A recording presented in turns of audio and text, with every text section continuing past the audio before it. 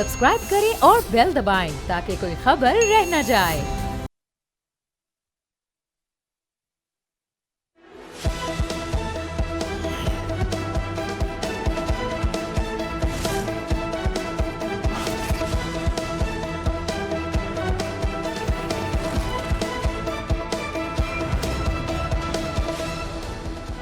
अस्सलाम वालेकुम। प्रोग्राम में खुश आमदीद। मैं हूँ अफसा कोमल। कल अमरीकी सेनेट में दिफाई हुकाम ने सालाना थ्रेट असेसमेंट रिपोर्ट पेश की। अमरीकी नेशनल इंटेलिजेंस की सरबराह तुलसी गबार्ड ने इस हवाले से तफसीली ब्रीफिंग देते हुए पाकिस्तान के बैलिस्टिक मिसाइल प्रोग्राम का जिक्र किया।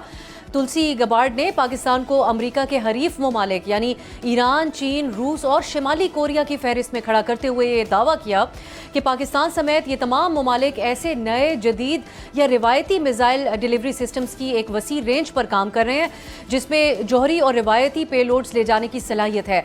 ये बैलिस्टिक मिसाइल प्रोग्राम अमेरिका के लिए खतरा है क्योंकि अमेरिका अब इसकी रेंज में आ गया है। नाज़रीन, दिलचस्प बात यह है कि तुलसी गबार्ड ने अपनी इस ब्रीफिंग में भारतीय बैलिस्टिक प्रोग्राम का जिक्र नहीं किया। इस पर आज पाकिस्तान के दफ्तर खारजा ने एक सख्त रद्द-ए-अमल देते हुए कहा है कि अमरीकी ओहदेदार का बयान हम यकसर मुस्तरद करते हैं। तर्जुमान दफ्तर खारजा के मुताबिक पाकिस्तान का बैलिस्टिक मिसाइल प्रोग्राम दिफाई मकासद के लिए है और इसका डॉक्ट्रिन भारत को सामने रखते हुए डिज़ाइन किया गया है। उन्होंने भारतीय बैलिस्टिक मिसाइल का जिक्र करते हुए कहा कि हिंदुस्तान के बैलिस्टिक मिसाइल की रेंज 12,000 किलोमीटर से ज़्यादा है और दरअसल ये मिसाइल प्रोग्राम सबकी तशवीश का सबब होना चाहिए। तो हम बात करेंगे प्रोग्राम में कि मौजूदा हालात में अमरीकी सेनेट ब्रीफिंग में इस किस्म के बयान की क्या अहमियत और क्या मकसद है इसकी टाइमिंग को देखते हुए। दूसरी तरफ कल अरब और मुस्लिम ममालिक के वज़राए ख़ारजा का सऊदी अरब के दारुल हुकूमत रियाद में एक अहम मुशावरती इजलास हुआ जिसमें पाकिस्तान के नायब वज़ीर आज़म और वज़ीर ख़ारजा इसहाक डार ने भी शिरकत की। इस इजलास में ईरान की जानिब से मुस्लिम ममालिक पर किए गए हमलों की मुश्तरका तौर पर मज़म्मत की गई।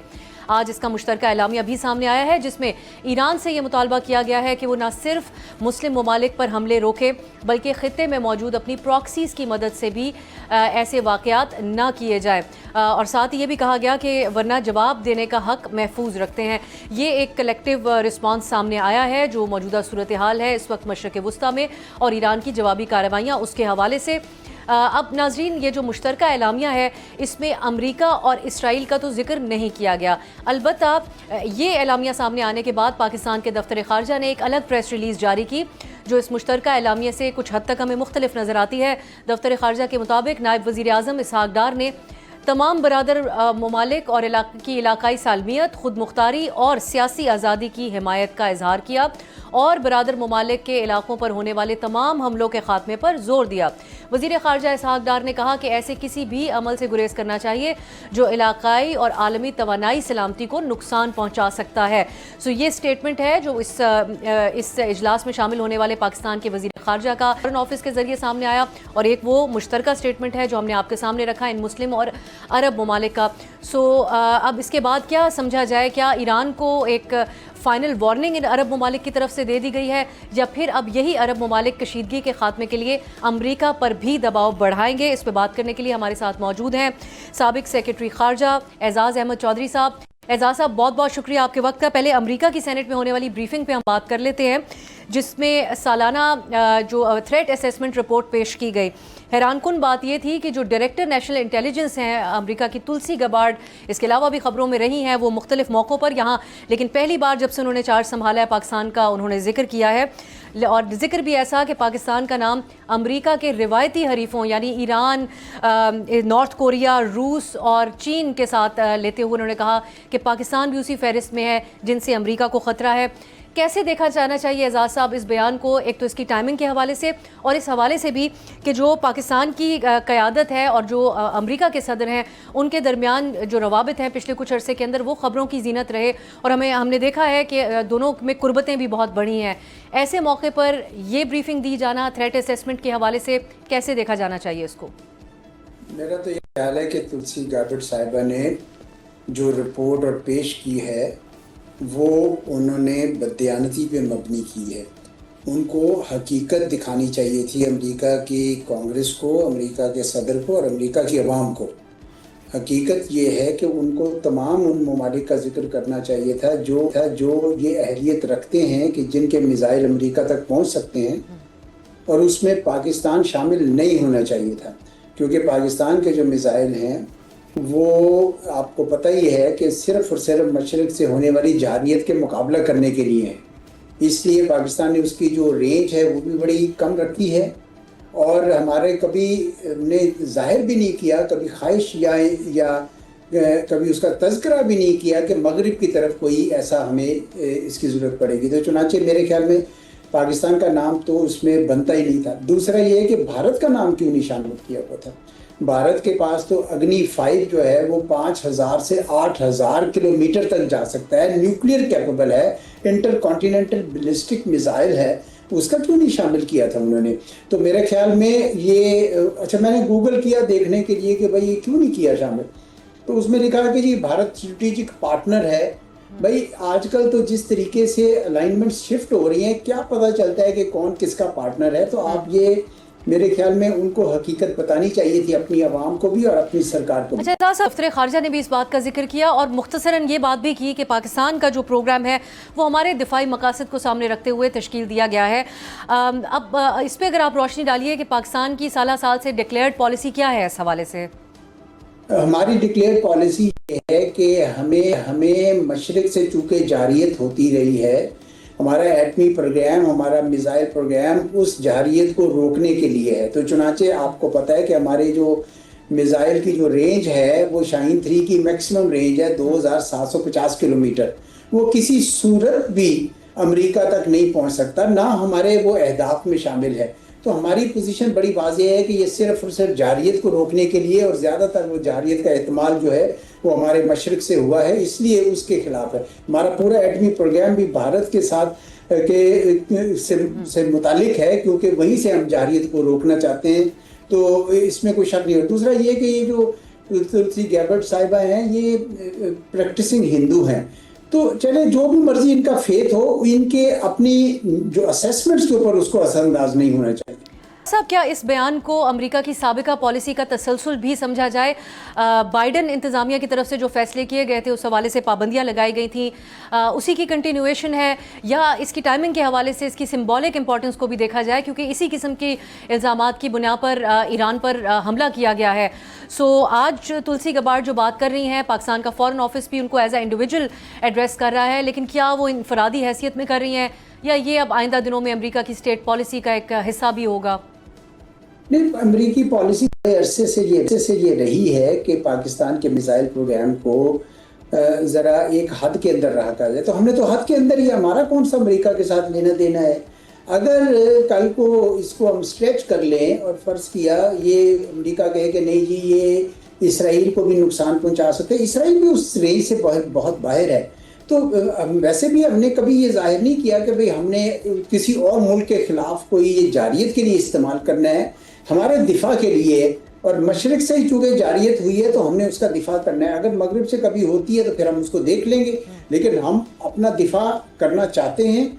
ये उनकी पॉलिसी ये नहीं है। अगर आपका मकसद ये है कि आप ये कह रही है कि जी हमें इस जंग में घसीटा जाएगा, बिल्कुल नहीं, ये दो डिफरेंट सिचुएशन है। हम क्यों जंग में जाएंगे, हमारा कोई लेना देना नहीं उस जंग के साथ इस तरीके से कि सिवाय इसके कि हमें उसके मुज़मरात का सामना करना पड़ रहा है, हमें मुश्किल पेश आ रही है क्योंकि तेल की कीमतें और उनकी फराहमी जो है रुक गई है। बाकी जो इसराइल है वो एक ग्रेटर इसराइल बनाना चाह रहा है। उसने अरबों को पहले बरगला के अपने साथ अब्राहम अकॉर्ड में शामिल किया, सऊदी अरब उसमें शामिल नहीं हुआ, और फिर उसने ईरान पे हमला कर दिया, जबकि मुकम्मल तौर पर ईरान जो है वो मान चुका था वो शराइत जो अमेरिका ने रखी थी। अब तो अमेरिका के अंदर भी ये एहसास हो रहा है कि शायद इसराइल ने हमारे साथ ज्यादती की है। अब डोनाल्ड ट्रंप भी बेबस नजर आते हैं। वो कहते हैं कि ये इसराइल जो है वो उसे हमें ले आया उसमें जंग में। भाई आपने इसराइल की हमायत की, आप उनके साथ जारी रहे, अब आप फंस गए हैं। तो इसीलिए अमेरिका के अंदर ये आवाज़ें उठ रही हैं कि क्या ये अमेरिका की जंग थी या हमारी ये इसराइल हमें लेकर आ गया है। तो ये काफ़ी ज़ोर शोर से आ रहा है। इसमें पाकिस्तान का बीच में लेकर आना और उसको करना, इसका कोई ताल्लुक नहीं है उसके साथ। तुलसी गैबर्ट साहिबा का जो भी मकसद हो वो हमारे तौर पर कम से कम हमें बड़ा वाज़ेह होना चाहिए। ठीक, इसी रिपोर्ट में रीजन के हवाले से भी पाकिस्तान का जिक्र है एजाज साहब, उस पर भी आपसे बात करेंगे, और रियाद में होने वाले वज़ीर ख़ारजा इजलास के एलामिया का भी जिक्र होगा। एक शॉर्ट ब्रेक की तरफ जाते हैं, उसके बाद बात को आगे बढ़ाएंगे।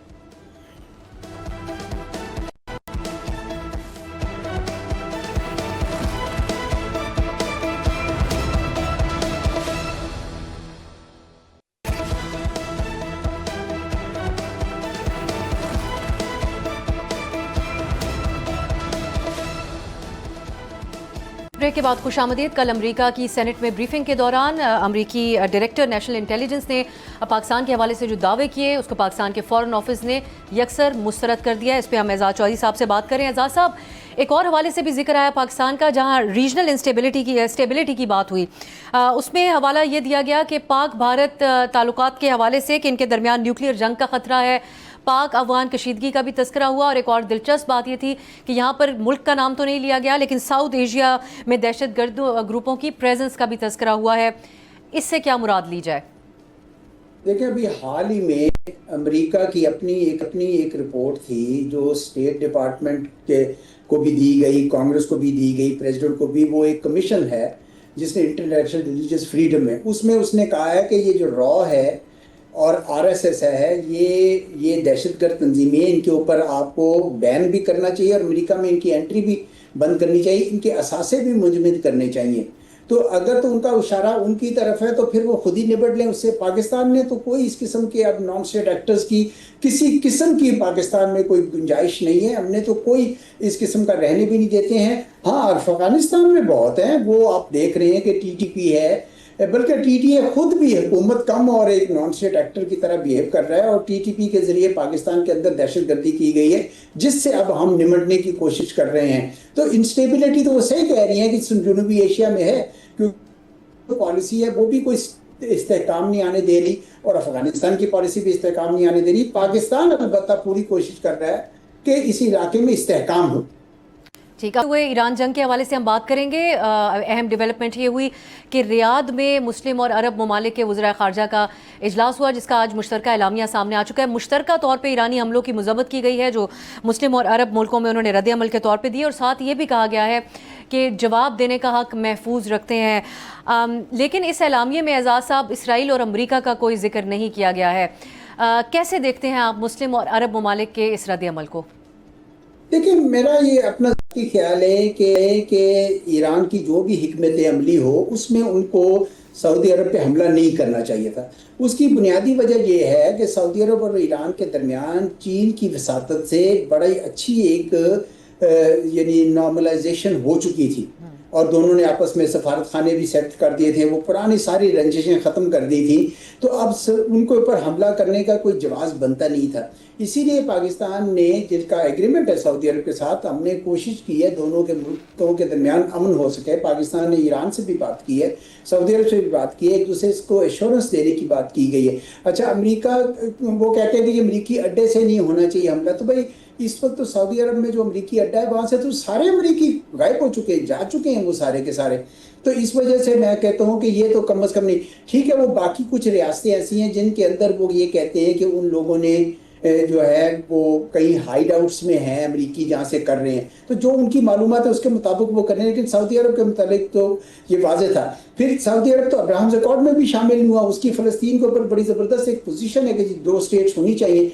तो मैं समझता हूँ कि ये थोड़ी सी ज़्यादती हुई है, तो पाकिस्तान ने उसमें ठीक किया है। पाकिस्तान बैठा है, पाकिस्तान ने अक़वाम मुत्तहिदा की सिक्योरिटी काउंसिल में भी यही मौक़िफ़ लिया था कि भाई अमेरिका की ईरान के खिलाफ जारियत दुरुस्त नहीं है, लेकिन ईरान की गल्फ रियासतों की तरफ जो जारियत है वो भी दुरुस्त नहीं है। तो पाकिस्तान ने असूली मौक़िफ़ इख्तियार किया हुआ है। मेरे ख्याल में उसी का इजहार उन्होंने रियाद में होने वाली इसी बात का तज़किरा है कि पाकिस्तान की पोजीशन बहुत बैलेंस रही है अभी तक। आज फॉरेन ऑफिस ने जो एलामिया जारी किया इसी इजलास के हवाले से, उसमें पाकिस्तान के वज़ीर ख़ारजा के हवाले से बताया गया कि उन्होंने ज़ोर दिया है, यहाँ किसी मुल्क का जिक्र नहीं हुआ, लेकिन तमाम बरादर ममालिक के ऊपर इस बात पर उनकी सालमियत के हवाले से उन्होंने बात की है।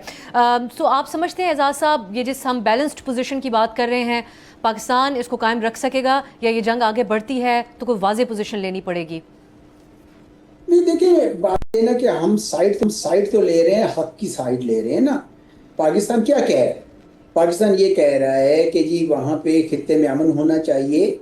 जारियत जिन ने भी की है, अमेरिका और इसराइल ने की है, ईरान के खिलाफ ईरान ने किया है, खलीजी रियासतों के खिलाफ, उसका खात्मा होना चाहिए। लेकिन बदकिस्मती से जंग बड़ा एक ख़तरनाक मोड़ ले रही है जनाब। अब साहिबा, बहुत ख़तरनाक मोड़ आ गया है। अब जब ऑयल प्रोडक्शन फैसिलिटीज़ पे इसराइल ने हमला किया ईरान के, और ईरान आगे से जवाब में कतर के उसके ऊपर कर रहा है, ये तो एक ऐसी आग भड़का देगा जिसका हमारी जो पूरी के पूरे खित्ते में भी बड़े मसाइल होंगे और पूरी इक्तसाद जो है दुनिया की उसमें रिसेशन आ सकती है, बड़े मसाइल बढ़ सकते हैं। इसलिए मेरे ख्याल में ये बहुत ज़रूरी है कि इस वक्त कोई ऐसे फरीक उठें जो अमन की कोशिश करें। पाकिस्तान ने जंग में क्यों जाना है जी, हमारा कोई देना देना नहीं, हम क्यों जंग में जाएंगे? बिल्कुल जंग में जाना नहीं है, हमारे किसी तरफ से हमें जंग में नहीं जाना, हमें अमन की कोशिश करते रहना चाहिए। और बल्कि हम ही क्या, चीन को, रूस को, सारे यूरोप को, इन सबको भी मिलकर कोशिश करनी चाहिए कि जंग को यहाँ रोका जाए, वरना बहुत ज्यादा फसाद फैलेगा, बहुत ज्यादा फिशार हो जाएगा जी। ये एनर्जी इंफ्रास्ट्रक्चर को निशाना बनाने की बात कर रहे हैं। जनूबी फार्स जो गैस फील्ड है उस पर हमले के हवाले से ट्रंप का जो बयान है वो मौजूद बहस बना हुआ है। उनके माजी के मज़ाक़ा ख़ेज़ बयानात से भी ज़्यादा ये कन्फ्यूजन का शिकार नज़र आते हैं इस अपने बयान में। वो ये कह रहे हैं कि ना तो हमें और ना ही कतर को इसराइल ने एतमाद में लिया ये हमले करने से पहले, लेकिन ठीक है उन्होंने गुस्से में इसको निशाना बनाया।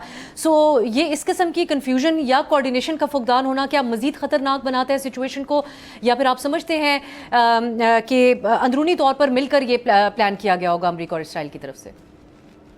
नहीं, कोऑर्डिनेशन तो होगी, लेकिन अमेरिका पहले भी जब इन्होंने ईरान के ज़ख़ीरों पे, तेल के ज़ख़ीरों पे हमला किया था तो उस वक्त अमेरिका ने रोका था उनको कि आप मत कीजिए, लेकिन इसराइल बाज नहीं आ रहा। देखिए वो उसकी तो ख्वाहिश है कि ईरान और खलीजी रियासतें आपस में लड़ पड़ें और ये दोनों एक दूसरे को लड़ते लड़ते भस्म कर दें, कमज़ोर इतना कर दें कि इसके लिए ग्रेटर इसराइल का जो मंसूबा है वो पूरा हो सके।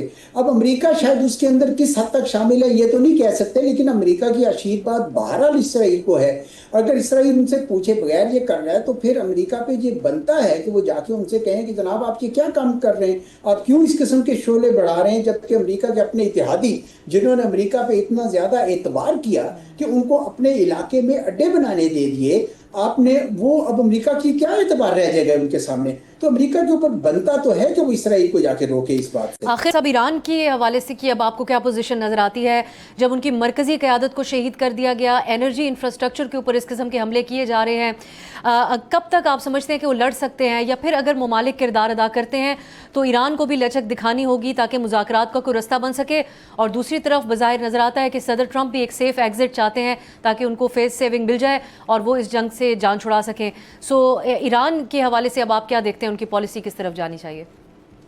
बिल्कुल फ्लेक्सिबिलिटी। देखिए सफारतकारी डिप्लोमेसी का दायरा दरवाज़ा कभी भी बंद नहीं होना चाहिए और इसलिए ईरान के ऊपर भी ये वाजिब है कि सिर्फ अगर जंग करेगा तो उसके अपने भी तो लोग मर रहे हैं ना जी, किस कदर बमबारी वहाँ पे हो रही है, लोग वहाँ पे मर रहे हैं, खौफ व हरास की कैफियत है, उनकी इक़्तिसाद जो पहले ही कमज़ोर थी, जिस पे एहतजाज हो रहे थे अवाम की तरफ से, वो मज़ीद ज़्यादा उसमें मुश्किलात आ जाएंगी। तो ईरान को भी चाहिए कि रास्ता खुला रखे। कई मुल्क हैं, ओमान है, चीन है, इवन पाकिस्तान है, जो सारे कोशिश करेंगे कि सुलह सफाई हो सके, इसलिए वो रास्ता मेरे ख्याल में ईरान को भी बंद नहीं करना चाहिए। बहुत बहुत शुक्रिया एजाज अहमद चौधरी साहब हमारे साथ मौजूद मौजूद पे बात कर रहे थे।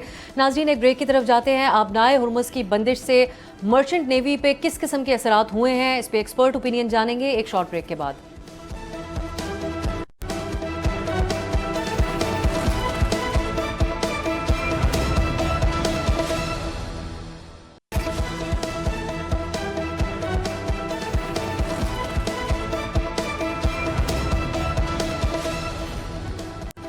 ब्रेक के बाद खुशामदीद। ईरान जंग और आबनाए हुर्मुज़ की बंदिश से आबी तिजारत और मर्चेंट नेवी बुरी तरह से मुतासिर हो रही है। बहरी रास्ते से माल मंगवाने वाले ताजिरों को इजाफी फ्रीट या किराया अदा करना पड़ रहा है। शिपिंग कंपनीज ने पाकिस्तान के खलीजी ममालिक तिजारती माल भेजने के लिए $4000 तक भारी वॉर रिस्क सरचार्ज भी नाफिज कर दिया है। कार्गोस ताखीर से पहुंचने या ऑर्डर्स कैंसिल होने पर UAE, Oman, Iraq, Kuwait, Qatar और बहरीन शदीद मुतासिर हो रहे हैं और कुछ शिपिंग लॉजिस्टिक कंपनीज ने कॉस्ट कम करने के लिए अपने जहाज़ों को रिस्क में डालने का भी फैसला किया और अपने अमले को ये लालच दी गई कि अगर वो जहाज़ को आबनाए हुर्मुज़ से गुजार लें तो उन्हें हज़ारों डॉलर्स का इजाफी उनको तनख्वाह दी जाएगी। लेकिन हमने ये देखा कि ईरान ने भी की तरफ से इन तमाम जहाज़ों को निशाना बनाया गया जो कि ऐसी कोशिश कर रहे थे। ऑब्वियसली इसी हवाले से जो उनको एक तरह से इसमें इंसेंटिव देने की बात की गई थी। हम जानने की कोशिश करेंगे कि शिपीज़ ने अपने जहाज़ों और अमले की ज़िंदगियां ख़तरे में इस हवाले से क्यों डाली। ईरान जंग और आबनाए हुर्मुज़ की बंदिश आबी तिजारत को किस हद तक महंगा बना रही है, और आबनाए हुर्मुज़ की अगर लंबे अरसे तक बंदिश रहती है, इस सूरत में इसका मुतबादिल बहरी रूट कौन सा हो सकता है। इस पर बात करने के लिए हमारे साथ मौजूद है मर्चेंट नेवी के कैप्टन जाहिद निसार साहब, जो कि उनसे हम एक एक्सपर्ट ओपिनियन उनका जानते हैं। जाहिद साहब, बहुत बहुत शुक्रिया आपके वक्त के लिए। आज दुनिया भर में आबनाए हुर्मुज़ का तस्करा है, और इस बात का भी कि तकरीबन 20% स्मॉल बॉटल नेक से जो ऑयल तरसील है दुनिया भर की, वो यहाँ से जाती है, और अगर इसकी बंदिश हो जाए तो फिर किस किस्म के फाइनेंशियल लॉसेस जो हैं वो मईशतों को हो रहे हैं, वो तो आज सबके सामने है। आपसे हम ये जानना चाहेंगे कि इसकी बंदिश से जो मर्चेंट नेवी है वो कितना बड़ा, उसके लिए कितना बड़ा ये चैलेंज बनी हुई है। इसमें सबसे बड़ा चैलेंज तो यही है कि when ships are not moving then the economy of the world is becoming at a halt। ये तो हो गया एक बड़े स्केल के ऊपर, हम अगर इसका पहलू देखना चाहें। अगर हम इसको एक माइक्रो स्केल के ऊपर देखना चाहें, एक शिप्स के स्केल के ऊपर देखना चाहें कि एक जहाज़ पे लोग जो है उसको कैसे ले रहे होंगे, तो जब तक तो कोई जहाज़ अटेम्प्ट नहीं कर रहा बिला वजह का नया एडवेंचर, तब तक तो I think there is nothing that is significant. बल्कि इनफैक्ट अगर आप जो है वो वॉर एरिया के अंदर खड़े हुए हैं तो डेफिनेटली मेंटल स्ट्रेस तो हर एक को होता ही है, एंड दैट इज़ अनअवॉइडेबल। वो तो शायद बहुत सारे ऐसे लोगों को भी हो रहा होगा जो घरों में बैठे हुए हैं, लेकिन उसको कंपनसेट करने की कोशिश की जाती है। आपको वॉर जोन अलाउंस दिया जाता है, आपकी सैलरीज में चेंजेस की जाती हैं, आपको डिफरेंट पर्क्स मुहैया किए जाते हैं just to fight with that mental stress. But other than that, अगर आप जो है वो किसी किस्म का नया एडवेंचर नहीं कर रहे तो I think you are safe and sound. से टैंकर्स की इंश्योरेंस के ऊपर किस हद तक उसके ऊपर असर हुआ है, और ऑर्डर्स की कॉस्ट के ऊपर इसका क्या इफेक्ट जा रहा है? आबनाए हुर्मुज़ की बंद से ऑफ कोर्स आपकी इंश्योरेंस की कॉस्ट काफ़ी हद तक बढ़ गई है, and if we talk on a rough measure तो इट्स अप्रॉक्सीमेटली 5 टाइम्स। कुछ कंपनीज ने इंश्योरेंस विदड्रॉ कर ली है, but at the same time there are other companies जो कि आपको इंश्योरेंस देने के लिए तैयार बैठे हुए। तो ये प्रीमियम बेसिकली आपका बढ़ गया है, आपको ज़्यादा प्रीमियम अदा करना पड़ेगा जब जहाज़ वहाँ से गुजरेगा। अच्छा, अब जहाँ तक बात आ गई ऑर्डर्स की कॉस्ट की, कि ऑर्डर्स जो प्लेस हो रहे हैं उनकी कॉस्ट किस हद तक बढ़ गई है, तो देखें जितना आपका प्रीमियम बढ़ेगा उतनी ही आपकी कॉस्ट बढ़ेगी। अगर आपका जहाज़ एक लंबा वॉयज कर रहा था, फॉर एग्जांपल उसने गल्फ से लोड करना था और जापान जाना था, तो इसमें जो पूरा वॉर रिस्क एरिया है आपका वो तकरीबन 3 दिन का बनता है, और आपका पूरा का पूरा वॉयज जो है वो 25-26 के दिन के आसपास का बनता है। अगर आप एक दरमियानी सी स्पीड के ऊपर जा रहे हो तो उस केस में तो शायद कॉस्ट इतनी ना बढ़े, क्योंकि 26 में से आपने खाली 3 दिन जो है वो आपने ज़्यादा प्रीमियम अदा किया, या अगर आप पोर्ट के स्टे भी लगा लें तो 5 दिन कर लें, 7 दिन कर लें। लेकिन अगर आप एक शॉर्ट रन पे थे, फॉर एग्जांपल आप गल्फ से आ रहे थे पाकिस्तान, या गल्फ से आप आ रहे थे इंडिया के, अगर आप ईस्ट कोस्ट तस्वर कर लें, वाडीनार वगैरह वहाँ पे आप आ रहे थे, आप कराची आ रहे थे, तो उस केस में तो आपको एक अच्छा खासा बड़ा फिर झटका लगेगा, क्योंकि फिर आपकी जो है वो कॉस्ट उतनी ही बढ़ जाएगी। आपने जितना प्रीमियम एक्स्ट्रा अदा किया, अगर PNSC खुद है उसके अपने जहाज़ है तो फिर आप उसी हिसाब से अंदाज़ा लगा लें, और अगर फॉरेन शिप्स हैं तो फिर डेफिनेटली फॉरेन शिप्स फिर आपसे उतना ही ज़्यादा डिमांड करेंगे, क्योंकि उनके ओनर्स जो हैं या तो उन्होंने प्रीमियम देना होता है, और या फिर अगर आपकी चार्टर पार्टी में इस तरह के टर्म्स एंड कंडीशन है कि बीइंग अ चार्टर आप अदा करेंगे तो फिर PNSC अदा करेगी।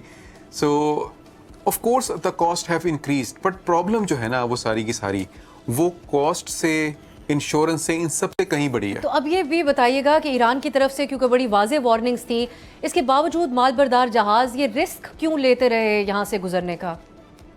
तो जहाज़ के ऊपर लोग हैं उनको ये कहा जाता है कि देखिए जी आपकी इंश्योरेंस है। मैं कल ही पढ़ रहा था कि जहाज़ पे एक आदमी जो है उसकी जो डेथ की इंश्योरेंस होती है वो $1.5 के आसपास, $1 वैसी होती है जो कि एक बेनिफिशरी को दी जाती है, और हर डिपेंडेंट जो कि 18 साल से कम उम्र का है उसके मेरे ख्याल में 25 या $26,000 उसके दिए जाते हैं। तो अगर आपके 3 बच्चे हैं जो कि 18 साल से उम्र के कम हैं तो $75,000 उनको मिल जाएंगे, $1,00,000 आपकी बेगम को मिल जाएगा, और अगर आपकी वालदा भी हैं तो $22,000-23,000 उनको मिल जाएंगे। तो एक तो उनको ये कहा जाता है कि देखिए जी आपकी इंश्योरेंस अच्छी खासी है, इसलिए परेशान होने की आपको ज़रूरत नहीं है, और फिर उनको ये दिलासा दिया जाता है कि फिक्र ना करें, कोई भी आपको ऊपर अटैक नहीं करेगा। फिर उसके बाद सबसे बड़ी चीज़ आपको ये कही जाती है कि जी आपको डबल सैलरी दी जाएगी, कुछ केसेस में तो ट्रिपल सैलरी दी जाती है। तो बेसिकली मकसद वही होता है कि देखिए ये एक पूरी चेन चल रही है। एक मुल्क है उसने कहा कि हाँ जी मैं ये तेल खरीदने को तैयार हूँ, जितनी मर्जी कॉस्ट बढ़ जाए, मेरे मुल्क का निज़ाम नहीं रुकना चाहिए। हम वहीं से शुरू कर रहे हैं जहाँ से हमारा पिछला क्वेश्चन एंड हुआ था।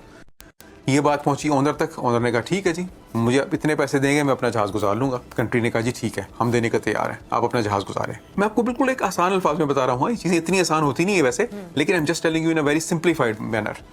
अब ओनर जो है वो सेम बेनिफिट को पास ऑन करने की कोशिश करता है जहाज़ पे, कि जहाज़ में जी 26 लोग हैं, सबको डबल सैलरी दूंगा, ट्रिपल सैलरी दूंगा, कुछ भी करो जहाज़ को गुजारो स्ट्रेट ऑफ हॉर्मज़ से। तो ये जो लालच का आंसर बीच में आ जाता है ना, फिर बंदा कहता है ठीक है यार इंश्योरेंस भी है, और चलो ठीक है ईरान नहीं भी होगा, इतने सारे जहाज़ गुजर तो रहे हैं, अगर कोई 10-15 जहाज़ गुजर रहे हैं तो उनमें से कोई एक हिट हो रहा है, हो सकता है हमें कुछ ना हो, कुछ मसला ना हो. That is what is leading to all of this. In fact अगर आप सही पूछना चाहें तो अभी कुछ 2-3 दिन पहले की बात है, मेरा एक दोस्त घर पे बैठा हुआ था, तो उसको घर पे कॉल आई कि जी आप ज्वाइन करने के लिए तैयार हैं. तो उसने कहा कि नहीं मैं अभी फिलहाल तो तैयार नहीं. उसने कहा नहीं यार आप ज्वाइन कर लो, हम आपको ना रीजॉइनिंग बोनस भी देंगे, हम आपको डबल सैलरी भी दे देंगे, हम ये भी दे देंगे, हम वो भी दे देंगे. And they promised him I think around $35,000-37,000. अच्छी खासी अमाउंट बनती है, ये कोई छोटी मोटी अमाउंट नहीं है.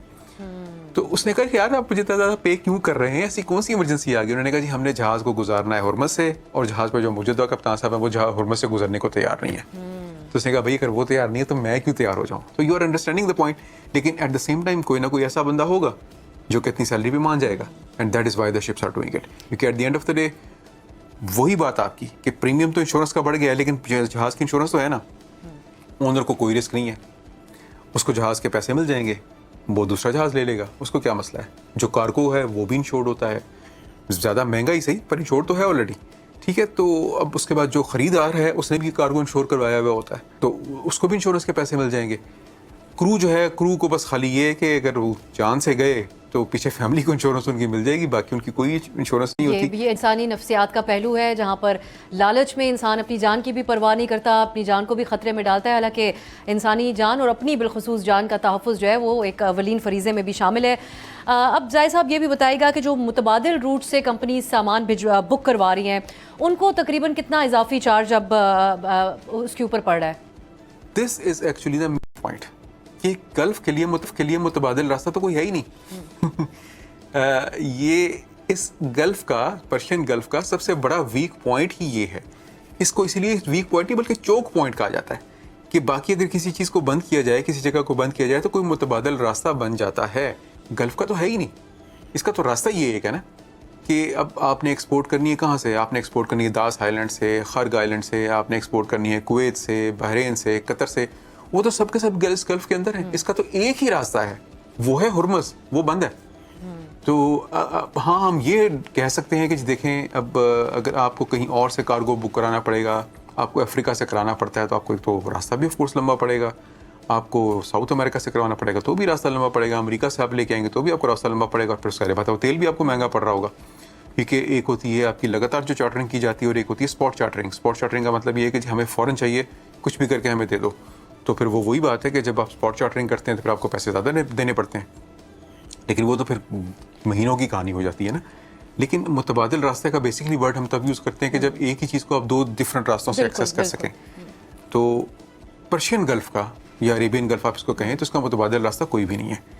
ये सब का सब ऑयल जो एक्सपोर्ट कंट्री कर रहे थे वो भी गए काम से, जो इंपोर्ट कर रहे थे वो भी गए काम से.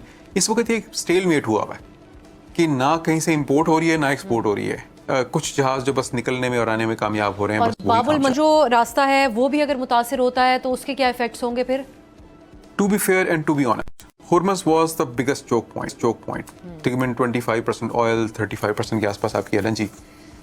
This was the biggest choke point. अगर आप बात कर लें बाबुल मंदब की तो वहाँ से बेसिकली कहानी क्या है कि बाबुल मंदब इंपॉर्टेंट ज़्यादा इसलिए नहीं है कि वहाँ पे इससे कोई बहुत ज़्यादा ऑयल एक्सपोर्ट होता है. ठीक है, सूडान का, सऊदी अरब का वहाँ से ऑयल एक्सपोर्ट होता है, I agree to all of this. लेकिन वो उसकी ज़्यादा बड़ी इंपॉर्टेंस इसलिए है कि वहाँ से जहाज़ गुजर के एक छोटा रास्ता लेके वाया स्विज यूरोप जाते हैं और आपको वो जो 10-12 दिन का सफ़र कम पड़ता है ना, उसकी वजह से आपकी जो फ्रेट की कॉस्ट होती है वो आपको कम पड़ती है.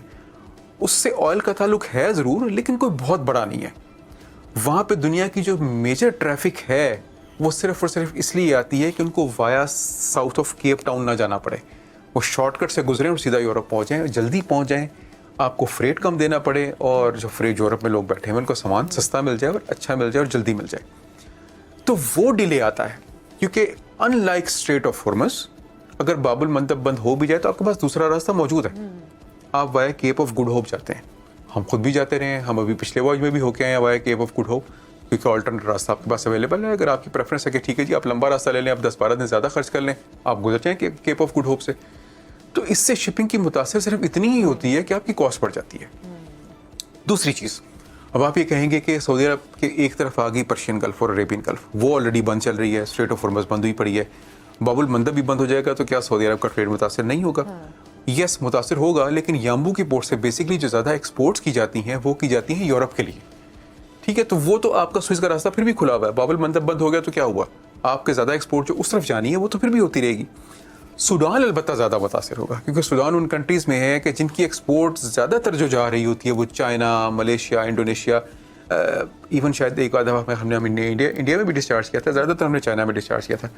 तो उसकी ज़्यादातर एक्सपोर्ट जो है वो इंडियन ओशन में आ रही होती है, तो उसकी एक्सपोर्ट मुतासिर हो सकती है, क्योंकि अगर फिर वहाँ से आपको एक्सपोर्ट करनी है तो फिर आप सूडान से लोड करेंगे वाया स्विस, पूरा मेडिटेरेनियन क्रॉस करके अटलांटिक में जाके और फिर via Cape of Good Hope आप जाएंगे, तो वो बहुत ही लंबा रास्ता फिर पड़ता है। शुक्रिया जाहिद निसार साहब, इट वाज़ वेरी इन्फॉर्मेटिव। जैसा कि नाजरीन जाहिद साहब कह रहे थे कि जो अल्टरनेटिव है या मुतबादिल है वो इक्वल अल्टरनेटिव आबनाए हुर्मुज़ का मौजूद नहीं है, और नाजरीन यही वजह है कि आज पूरी दुनिया ये सोचने पर मजबूर है कि अगर आबनाए हुर्मुज़ की जिस तरह बंदिश हुई तो किस तरीके से उसने इफ़ेक्ट किया है इकॉनमीज़ को। अब देखते हैं कि ये जंग कब तक जारी रहती है और आबनाए हुर्मुज़ की बंदिश भी कब तक जारी रहती है और किस किस तरह से इकॉनमीज़ को ये इफ़ेक्ट करती है। आज के लिए इजाज़त दीजिए, खुदा हाफिज़।